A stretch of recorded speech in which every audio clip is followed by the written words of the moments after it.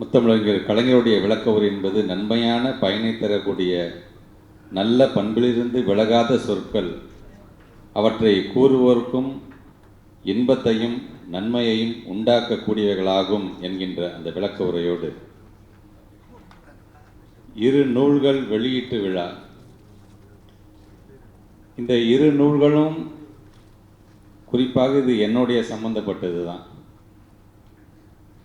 அது கரும்பலகை கதைகளாக இருந்தாலும், கவர்னர்ஸ் ஹெலிகாப்டராக இருந்தாலும், கரும்பலகைக்கும் நான் தான் பொறுப்பு, கவர்னர் அப்பப்போ கொடுக்குற அறிக்கைக்கும் நான் தான் பொறுப்பு. ஒரு 2-3 நாட்களாக ஒட்டுமொத்தமாக தமிழ்நாடு முழுவதும் உள்ள, இந்தியா முழுவதும் இன்றைக்கு மாண்பு தமிழ்நாட்டு முதலமைச்சர் அங்கே இருக்கின்ற ஒன்றிய அமைச்சருக்கு எப்படி ரியாக்ட் பண்ணியிருக்காரு அப்படிங்கிறது தான் இப்போ செய்தியாக இருந்துகிட்ருக்கு. இப்போ நேற்று கூட பார்த்திங்கன்னா நாங்கள் மிகப்பெரிய ஒரு ஆர்ப்பாட்டம் நடத்தினோம். ஆர்ப்பாட்டம் நடத்தும்போது கூட நான் சொன்னேன், இந்த Tamil Nadu will never bow to Delhi's hegemony. Our language, our identity, our education, not up for negotiation. This Dravidian land stand tall, defiant and uncompromisingly. Hence we reject NEP 2020, we reject PM Shri, we reject Hindi imposition. சொல்கிறது காரணம், இன்றைக்கும் ஒரு புத்தகம் தமிழில், ஒரு புத்தகம் ஆங்கிலம். அதனால் இருமொழி கொள்கைங்கிறதுக்காக ஆங்கிலத்திலையும் பேசினேன், தமிழ்லையும் நான் பேசினேன். இது போதும். நமக்கு எல்லாரும் ஒன்று உணர வேண்டும். முத்தமிழர் கலைஞர் சொன்ன மாதிரி, பானைக்கு ஒரு பிரச்சனை சேதமாச்சுன்னா பானையில் உள்ளே இருக்கிற பாலுக்கும் அந்த சேதம் தான். தமிழுக்கு ஒரு பிரச்சனைனா தமிழனுக்கும் பிரச்சனை தான் அப்படிங்கிறத அன்றைக்கி ரொம்ப சுலபமாக இயல்பாக இன்றைக்கி சொல்லிட்டார். குறிப்பாக இங்கே உரையாற்றி அமர்ந்திருக்கின்ற எங்களுடைய மாண்பு தமிழ்நாட்டு முதலமைச்சருடைய தனி செயலாளர், செக்ரட்டரி 1, செக்ரட்டரி 2, செக்ரட்டரி 3ன்னு இருப்பாங்க. நாங்கள் அவங்கள சுருக்கமாக சொல்லும்போது S1, S2, S3 அப்படின்னு நாங்கள் சொல்லுவோம். இன்றைக்கி நம்முடைய சண்முகம் சார் S2 அவர் இன்ஸ்டண்ட்டாக உட்காந்து இந்த கவிதை எழுதிட்டு வந்ததுக்கப்புறம் பார்த்தா, எனக்கு தெரிஞ்ச முதலமைச்சருக்கு நீங்கள் S2வில், நீங்கள் முதலமைச்சருக்கு நீங்கள் பெஸ்ட்டு. நீங்கள் சொல்லும்பொழுது மண்வளம் மாறினாலும் என்று சொன்னார். மண்வளம் மாறினாலும் மனித வளம் அதிகம் தருது நம்முடைய மாநிலம் தான். அதுக்கு காரணம் உங்களை போன்ற அதிகாரிகள் தான். அதுக்கு நான் இல்லைன்னு சொல்லலை நான். ஆனால் உங்களுக்கான அந்த நிர்வாகம் செய்யக்கூடிய எங்களுடைய தமிழ்நாட்டுடைய முதலமைச்சர் 50 ஆண்டு காலம் பொது வாழ்க்கைக்கு சொந்தக்காரர். பல நேரங்களில் பல விஷயத்தை தன்னுடைய திறமையின் மூலமாக அட்மினிஸ்ட்ரேட் பண்ண ஒரு அட்மினிஸ்ட்ரேட்டர் தேவை. இன்றைக்கி எல்லாம் சேர்ந்து ஒரு அழகான ஒரு டீமாக இன்றைக்கி நம்மளாம் அமைஞ்சிருக்கிறோம் அப்படிங்கிறதான் நான் பார்க்குறேன். நான் ஜெயரஞ்சனை சொல்லவே வேணாம், கிட்டத்தட்ட எல்லா கதையும் அவரே படித்து முடிச்சிட்டார் அவர். ஆக்சுவலாக இன்றைக்கி புத்தகம் ரிலீஸ் மட்டும் இல்லை, புத்தகத்தை முழுமையாக வாசித்து முடிச்சிட்டார் அவர். இன்றைக்கி பல தரவுகள் நாங்கள் பத்திரிகை நண்பர்களை சந்தித்து பேசும்பொழுதும் அல்லது எதிர்கட்சியை சார்ந்தவர்கள் வைக்கிற தரவுகளுக்கு நாங்கள் பதிலடி கொடுக்குறது எப்படின்னு பார்த்தீங்கன்னா, ஸ்டேட் பிளானிங் கமிஷன்லேருந்து வரக்கூடிய அந்த தரவுகள் தான். ஸ்டேட் பிளானிங் கமிஷன் தானே, இது அரசாங்கத்துக்கு கீழே இருக்குதுன்னு நினைக்காது. இது ஒரு ஸ்டாச்சுரரி பாடி. இது எங்களுக்கான ரோசி பிக்சர்ஸ் எல்லாம் கொடுக்காது, எங்களை தலையிலே கொட்டும். இதுன்னா இது சரியில்லை, இது இப்படி பண்ணணும் அப்படி பண்ணணும்னு சொல்லக்கூடிய இடத்தில் இருப்பவர் நம்முடைய அண்ணன் ஜெயரஞ்சன் அவர்கள். இன்றைக்கி எவ்வளோ பெருமையோடு இன்றைக்கி இந்த புத்தகத்தை பற்றி, இந்த புத்தகம் வெளியிடுறதை பற்றிலாம் பேசியிருக்கார். குறிப்பாக இந்த கரும்பழைகள் நம்முடைய எழுத்தாளர் இளம்பரதி அவர்கள் டெடிகேட் பண்ணியிருக்கேன், ஒழுங்காக படி, இதெல்லாம் டிவிக்கு தான் போகணும். நல்ல வேலைக்கு டிவிக்கு இல்லை, போதும் ஒருத்தர் டிவிக்கிற இந்த நாட்டை பண்ணுற பாடு போதும். ஆனால் அந்த ஆசிரியர் என்னென்ன நினச்சாரோ தெரில, ஐயோ அவன் டிவிக்கு போனாலும் அந்த நாட்டை கெடுத்துருவானே, அதனால் அவன் டிவிக்கு வேணாம், எப்படியாச்சும் ஊக்கப்படுத்தி ஒரு நல்ல ஒரு எழுத்தாளர்லாம் ஆக்கியெல்லாம் நினச்சிருப்பாங்க பிறகு. அதனால் முதல்ல உங்கள் ஆசிரியர்களுக்கு என்னோட நன்றியை நான் தெரிவிச்சுக்கிறேன். நான் அதே மாதிரி இங்கே என்னுடைய அன்பு சகோதரர், எங்களுடைய குடும்ப உறுப்பினர் SKP கருணா அவர்கள் தொடர்ந்து ஒவ்வொரு முறையும் அவர் என்னிடம் பல நேரங்களில் உரிமையோடு பல அறிவுகள் எடுத்து சொல்லுவார். இந்த விஷயத்தையும் எப்படி செஞ்சால் நல்லா இருக்குமே என்று சொல்லக்கூடியவர். இன்றைக்கி அவருடைய இந்த புத்தகம் இன்றைக்கி நம்முடைய மாண்புக்கு துணை முதலமைச்சர் திருச்சியிலேருந்து வரும்போது சொன்னேன், முடிச்சுட்டு ஒரு 6:45 வீட்டுக்கு வா, நல்ல இன்றைக்கி வர முடியறதுக்கு வாய்ப்பு இல்லை, இன்றைக்கி ஒரு புத்தக ரிலீஸை யார் என்ன. இப்போ கரும்பழைகள் கதைகளை பற்றியும் நம்முடைய எஸ்கேபி கருணாகரன் அவர்களுடைய கவர்னரின் ஹெலிகாப்டர் அப்படின்னு. ஏன்னா அந்த புத்தகம் இப்போ தான் ரிலீஸ் ஆகுது. ஏற்கனவே நான் படிச்சுட்டேன். இல்லை ஏற்கனவே நீங்கள் படிச்சு இது ஆங்கில வெளியிடுது. அவர் அடிக்கடி சொல்லுவார், நீங்கள் அதை பார்த்துட்டு உங்களோட பதிவை பற்றி அதிகமாக என்னிடம் பெருமையாக எடுத்து சொல்வார் அப்படின்னு நான் சொன்னேன். ஓ அப்படியா, சரி அப்போ நீ போயிட்டு வா என்று அவர் சொன்னார். இன்றைக்கு அந்த புத்தகம் வெளியிடுகின்ற விழா. அதே போன்று குறிப்பாக இந்த நிகழ்ச்சிக்கு நான் வருவதற்கு காரணமாக இருக்கின்ற என்னுடைய அன்பு அண்ணன் பாவா செல்லத்துறை அவர்கள். கொரோனா காலத்தில் ஒரு மனுஷனுக்கு கதை சொல்ல முடியுமா அப்படின்னு பார்த்தீங்கன்னா அது அவரால் தான் முடியும்னு நினைக்கிறேன். நான் கொரோனா காலத்து அவங்க குடும்பத்தை பார்த்து உயிரை காப்பாற்றிக்கிட்டு வீட்டோட வீடாக இருந்தால் போதுங்கும் பொழுது அன்னையிலேருந்து கொஞ்சம் கொஞ்சமாக சொல்லி அந்த கதைகள்லாம் ரொம்ப யதார்த்தமாக, கதை என்று சொன்னால் யதார்த்தமாக நடக்கிறத அவர் யதார்த்தமாக பேசக்கூடியவர். அது முழுமையாக நீங்கள் கேட்டுக்கிட்டே இருந்தீங்கன்னா இவ்வளோ தாண்டா வாழ்க்கை, இதுக்காட அப்படின்னு நம்ம அடிச்சுக்கிட்டு இருக்கிறோங்கிற மாதிரியான ஒரு ஃபீலிங்கே அவர் கொடுத்துருவார். இன்னைக்கு சின்னவங்க பெரியவங்க இல்லாமல் எல்லா தரப்பு மட்ட மக்களுடைய ஒரு ரசிகர் பட்டாளத்தை பெருக்கக்கூடிய ஒரு அவராக இன்னைக்கு அவர் தன்னுடைய பேச்சின் மூலமாக ஒரு மிகப்பெரிய ஒரு சொத்தையே அவர் சேர்த்திருக்கிறார் அப்படின்னு தான் நான் சொல்வேன். நான் பொதுவாக இந்த கரும்பழகியல் கதைகளை பொறுத்த வரைக்கும் சுபவி என்ன சொல்வார், இந்த அட்டைப்படங்கிறது ரொம்ப முக்கியமாக இருக்க வேண்டும், இருக்கின்ற அந்த எழுத்தாக்கம் என்பது ரொம்ப முக்கியமாக இருக்க வேண்டும், அதே நேரத்தில் விலையும் அது சார்ந்து இருக்கும் பொழுது தான் இதெல்லாம் சேர்ந்து ஒரு அட்ராக்ஷன் கொடுக்கும் படிக்கிறவங்களுக்கு. இல்லைன்னா என்னப்பா இதை இப்போ இந்த புத்தகத்தை பார்க்கும்போது படிக்கவே தோணலைப்பா அப்படிங்கிற மாதிரி இல்லாமல் இப்படி 2 பக்கத்தை போயிருந்தாப்பா விலை இவ்வளோ பெருசாக இருக்குது, இதை போய் எப்படி அப்படிங்கிறதெல்லாம் இல்லாமல் எல்லா விதத்துலேயும் இதை படிக்க வேண்டும், படிக்க தூண்டுகின்ற ஒரு சமரசத்தை தரக்கூடிய விதமாகத்தான் புத்தகத்தை பழக்கிறேன். குறிப்பாக நீங்கள் பல கட்டுரைகள், நான் தொல் திருமானுடைய அந்த கட்டுரை, எவ்வளோ கஷ்டப்பட்டு ஒரு மனிதன் படித்து இந்த சமூகத்தில் இந்த உயர்ந்த இடத்துக்கு வருகிறார், பல இன்னல்களுக்கு இடையே அவர் படிக்கிறார். போகும்போது அவருக்கான ஆசிரியராக இருக்கின்ற ஐயா பெரியசாமி அவர்கள் அவரை பற்றி பார்க்கும் பொழுது ஒரு நல்ல மாணவன் என்கின்ற பெயரை எடுக்கிறார். நல்ல மாணவன் என்ற பெயரை எடுப்பது மட்டும் இல்லாமல் ரொம்ப அழகாக எழுதுகிறார். அவர் கையெழுத்தே ரொம்ப அழகாக இருக்கின்றது.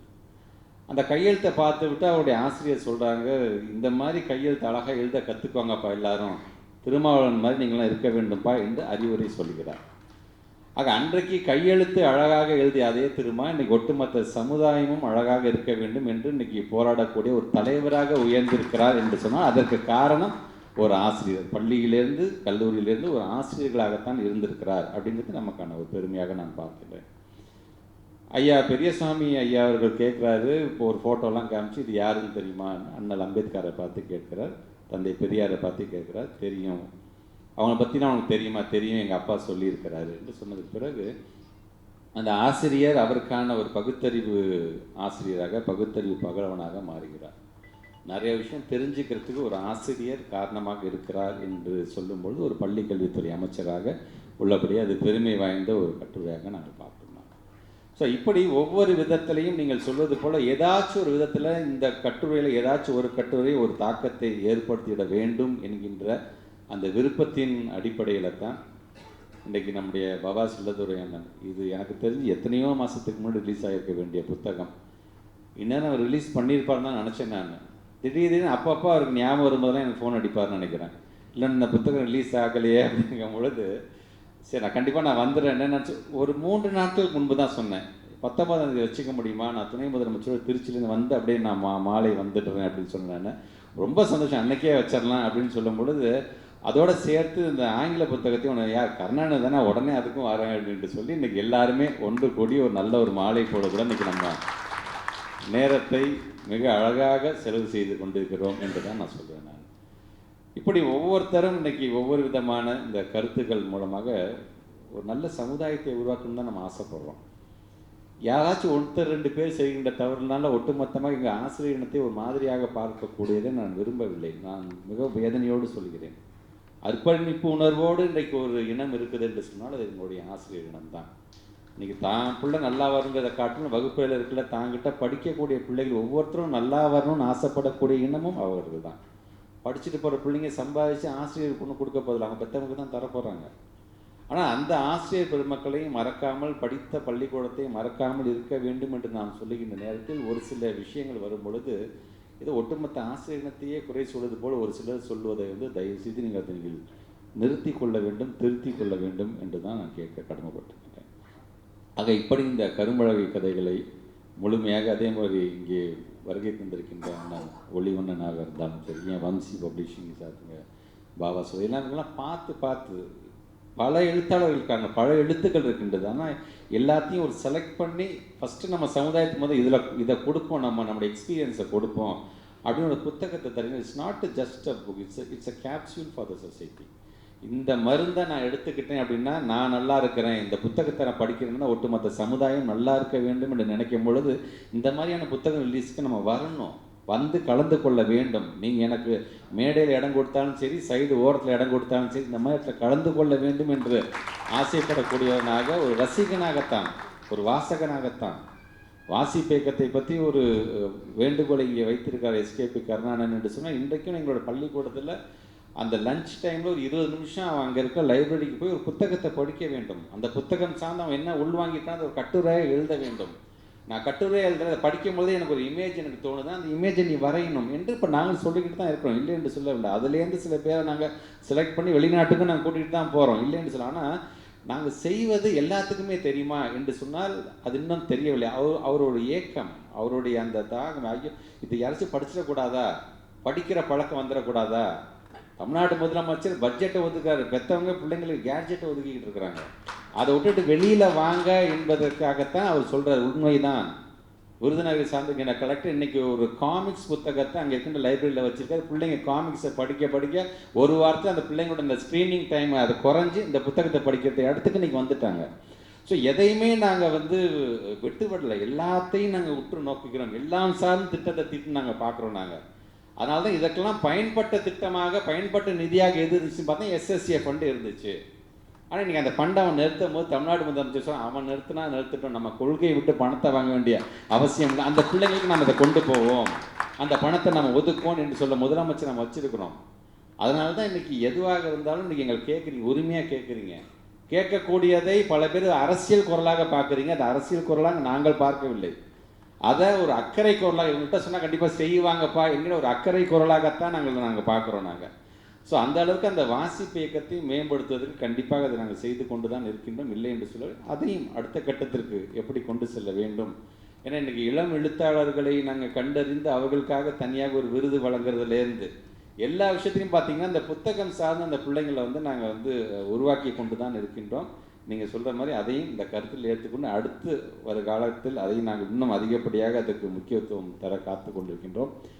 எல்லாருமே பார்த்திங்கன்னா ஒவ்வொரு பகுதியில் ஒவ்வொரு ஊரில் இவங்க வந்திருக்காங்கன்னா 2 பேருமே பார்த்திங்கன்னா ஆல்மோஸ்ட் எஜுகேஷனல் பேக்வேர்ட் பிளாக் என்று சொல்கிற கல்வியில் பின்தங்கிய மாவட்டம் என்று சொல்லக்கூடிய திருவண்ணாமலை மாவட்டத்திலேருந்து நீங்கள் இவங்களாம் வந்திருக்கிறாங்க. ஆனால் கல்வியில் பின்தங்கிய என்று சொல்லும் பொழுது பின்தங்கிய என்கின்ற வார்த்தையே இருக்கக்கூடாது என்று தமிழ்நாட்டு முதலமைச்சர் எல்லா இடத்துக்கும் இந்த கல்வியை சமமாக சீராக இன்றைக்கி அது கொண்டு செல்ல வேண்டும் என்று முயற்சிக்கிறார். இது ஒரு ஆல்மோஸ்ட் பார்த்திங்கன்னா சம்டைம்ஸ் எங்களுக்கான அந்த ஏக்கம் இங்கே இருக்கக்கூடிய இந்த புத்தகம் சார்ந்து நம்ம கொண்டு போகிறதுலாம் போகும்போது எங்களுக்கான ஒரு ஏக்கம், இவங்க கடைசி ஒரு 10 வருஷம் நம்மளே இருந்திருக்கக்கூடாது ஆட்சியில். இந்த ஆட்சியில் ஏதாச்சும் நமக்கு போய் இந்த பிள்ளைங்களுக்கு ஏதாச்சும் ஒரு விஷயத்தில் ஒரு புது திட்டத்தை கொண்டு நிறைய எஸ்கேபி கருணாவையும் நிறையா பாபா செல்லத்துறையும் நிறைய இளம்பதியும் உருவாக்கி இருக்கலாமே என்கின்ற ஒரு ஏக்கம் கண்டிப்பாக இருந்து கொண்டு தான் இருக்கின்றது. அதனால தான் நினச்சி பாருங்கள், இவ்வளோ பெரிய ஒரு நூலகத்தை எந்த காலத்தில் கட்டியிருக்காரு நம்ம முத்தமிழர் கலைஞர், எப்படி ஃபோர்ஸி பண்ணுறாருன்னு பாருங்கள். நீங்கள் இன்றைக்கி அவர் போட்டு வச்ச அந்த பாதை, அவர் போட்டு வச்ச பாதையில் தான் இன்றைக்கி நிறைய பேர் சொன்னாங்க, உங்களுக்கு என்னங்க போன எலெக்ஷனுக்கு பயங்கர ஸ்ட்ராட்டஜிஸ்ட்லாம் வந்துட்டாங்க, பிகேன்னு ஒருத்தர் இருந்தார். ஐயோ பிகேலாம் இல்லையா, ஒரு காலத்தில் எம்கே போட்ட பாதையில் தான் இன்றைக்கி எம்கேஎஸே போயிட்டுருக்காரு. இன்றைக்கி எங்களுக்கு நாங்கள் தான் ஸ்ட்ராட்டஜிஸ்ட். நாங்கள் இது எதுக்காக சொல்கிறேன்னா, ஒரு சமுதாயத்திற்கு என்ன வேண்டும் என்பது எங்களுக்கு தெரியும் என்பதற்காக தான் சொல்லுகிறேன். எங்களுக்கு என்இபி வேணாயா, எங்களுடைய ஸ்டேட் லிஸ்ட்டில் கொடுத்துருங்கயா கல்வியை, நாங்களே பார்த்துக்கிறோம். ஏன் நாங்கள் இது போன்ற பல ஜாம்பவன்கள் அரங்கத்தில் இருக்கின்ற இது போன்ற அறிஞர்கள் எங்களால் உருவாக்க முடியாத ஒரு கான்ஃபிடென்ட் எதுக்காக நாங்கள் பேசுகிறோம், because we have a proven track. So இன்றைக்கு வருகை தந்திருக்க நாம் அனைவருமே அந்த இருமொழி கொள்கையை கையில் உயர்த்துவோம். இன்றைக்கு மாண்புமிகு நம்முடைய துணை முதலமைச்சர் ஒரு இளைஞனாக இருந்து இன்றைக்கி இவ்வளோ பெரிய ஒரு போருக்கு அவர் தயாராக இருக்கிறார் என்று சொல்லும்போது உங்களை போன்ற எழுத்தாளருடைய எழுத்து எங்களுக்கு தேவை. போர்னால் அந்த காலம் மாதிரி ஆயுதத்தெல்லாம் தூக்கிட்டு போயிட்டு இருக்க முடியாது, உங்களுடைய எழுத்து தான் ஆயுதம். அந்த ஆயுதத்தை எங்களுக்காக தாருங்கள். எங்களுக்காக தருகின்ற ஒவ்வொரு எழுத்தாளர்கள் பின்பும் நிற்பதற்கு இந்த அன்பில் மகேஷ் பொய்யாமொழி என்றைக்குமே காத்து கொண்டிருக்கிறான் என்று சொல்லி உங்கள் அனைவருக்குமே என்னுடைய வாழ்த்துக்களையும் பாராட்டுகளையும் தெரிவித்து இந்த உரையை நிறைவு செய்கிறேன். நன்றி, வணக்கம்.